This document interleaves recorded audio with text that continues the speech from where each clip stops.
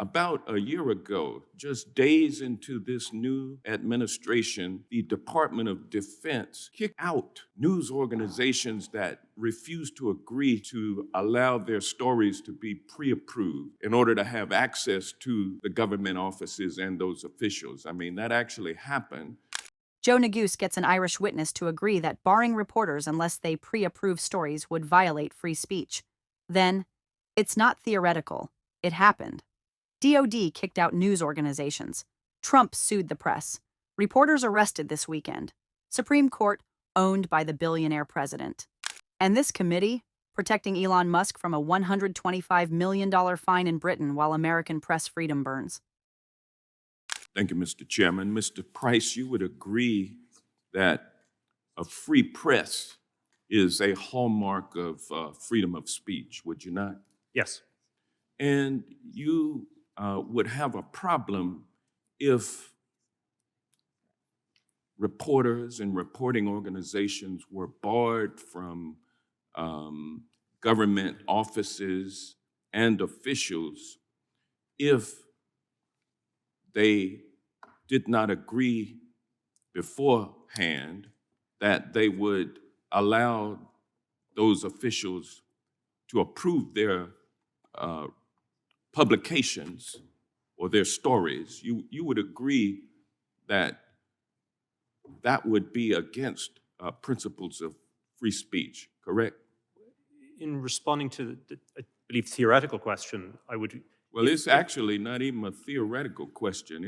It happened about a year ago, just days into this new administration. The Department of Defense kicked out news organizations that refused to agree to allow their stories to be pre-approved in order to have access to the government offices and those officials. I mean, that actually happened. And this committee has had no hearings on that, but yet it would call you over here, and you agree with me that that is an impediment towards free speech when the press does not have access to government officials. And you would agree with that, correct? If yes or no? Well, I think it's a little bit more complicated than that. Okay, well, no, it's not complicated at all. What do you think about that, Mr. Mayel? You would agree that government officials should be subject to the media, correct? Yes, I mean, I believe in a free press as protected by the First Amendment. Yeah, and this committee also has not had any hearings about this administration issuing a search warrant to obtain the communications devices and computers and records of a Washington Post reporter. That was something that was egregious, but this committee is silent about it. Calls you all from overseas to talk about First Amendment issues here in America, but yet is failing to look at what this current regime is doing to stifle free speech when it comes to freedom of the press, which, Mr. Price, you agree is a hallmark of freedom of speech. I mean, why is it that this committee is wasting time because of a $125 million assessment against Elon Musk by Great Britain for violating its rules? I mean, this man is worth $700 billion, and you all are over here talking about $150 million, and this committee is wasting its time trying to protect Elon Musk from $125 million when we have our First Amendment that is under attack in this country. We've said nothing about it. News organizations being sued by the billionaire Donald Trump for saying something that he disagrees with. That's when your top government official is suing news organizations. Doesn't that create an impediment to the exercise of the First Amendment, Mr. Price? Yes or no? Sir, you're very blessed you have a First Amendment. We wish we had that on our side of the Well, Atlantic. shouldn't we be talking about those issues here in this committee rather than bringing you all, importing you all over from Great Britain to talk about what's going on in your country when we who set the standard for the First Amendment are sitting idly by while it's burned and crushed and shattered? Isn't that ironic? Don't you find some irony in that?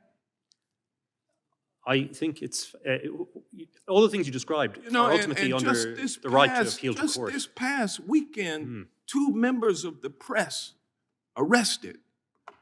Don't you find that troubling, Mr. Price? In America, don't you see that our First Amendment is under attack? Our freedom of speech is under attack in this country?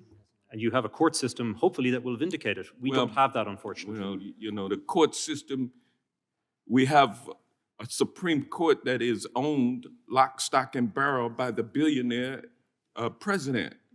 That poses some very difficult problems for American democracy moving forward. At this 250-year mark of the Declaration of Independence from the monarchy, which I'm sure that you can appreciate. As an Irishman, I certainly do. Yes, sir, thank you. Congressman Joe Neguse's questioning operates like a precision strike. Rather than raising his voice, he exposes the contradictions at the heart of the hearing by forcing witnesses to defend free speech principles that the committee itself refuses to uphold at home. The result is a stark contrast between what members claim to care about abroad and what they ignore within the United States.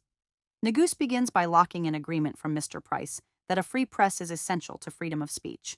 He then walks him into a clear standard, that barring reporters from government offices unless they agree to prior approval of their stories would violate core free speech principles. When Price hesitates, Neguse delivers the key reveal. This is not hypothetical. The Department of Defense actually expelled news organizations that refused to accept pre-approval of their reporting. The committee, he notes, held no hearings on that extraordinary action, yet has convened this session to examine speech issues overseas. The contradiction becomes impossible to ignore. Conduct that even a foreign witness acknowledges would undermine press freedom is happening in the United States, but Congress remains silent. Instead, it has chosen to fly in overseas witnesses, creating the appearance of concern for free expression while avoiding scrutiny of domestic abuses. Neguse reinforces the pattern by questioning Mr. Mail of the ACLU. He highlights that the committee has also failed to address the administration's use of search warrants to seize the communications and records of a Washington Post reporter. Again, the principle is clear. Targeting journalists through law enforcement tools is a direct threat to press independence. Yet once more, there has been no meaningful oversight. The scope of the critique widens as Neguse turns to what he portrays as the committee's misplaced priorities.